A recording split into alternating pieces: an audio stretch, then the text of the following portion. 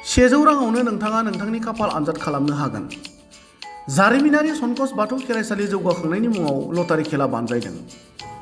क'क्राझार जिल्लानि आसाम बंग सिमायारि ओनसोलनि सराइबिल बसगावनि बाथौ खेराइसालिखौ जौगाखांहोनो रायजो राजानि अनसुंथाइ हास्थायनानै लटारि खुंनाय जादों।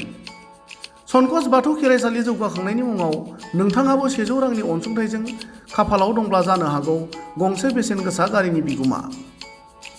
लटारियाव दं गंसे Tata Altroz, Maruti Suzuki Baleno', Maruti Suzuki WagonR, Maruti Suzuki Dzire, Hyundai Exter, Maruti Suzuki Swift, Maruti Suzuki Spresso', Mahindra Thar, Maruti Suzuki Celerio', Tata Tiago', Maruti Suzuki Alto' K10, Maruti Suzuki Grand Vitara आरो मारुति सुजुकी इग्निस।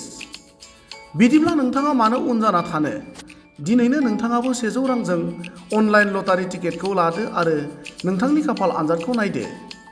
अनलाइन खालामनायनि नाम्बारा जाबाय 8822322296 एबा 70028370661।